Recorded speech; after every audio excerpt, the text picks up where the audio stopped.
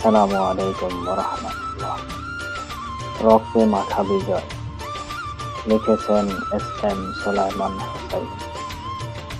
বিজয় আমার রক্তে মাখা, 16ই ডিসেম্বর 71 জীবন দিল কত নারী এবং নর। ডিসেম্বরের বিজয় আমার শত কষ্টে ভরা, স্বাধীনতার বহুত পরেও সুখ এলো না বসুন্ধরা। বিজয় আমার, বিজয় তোমার, বিজয় 16 কোটি জনতার।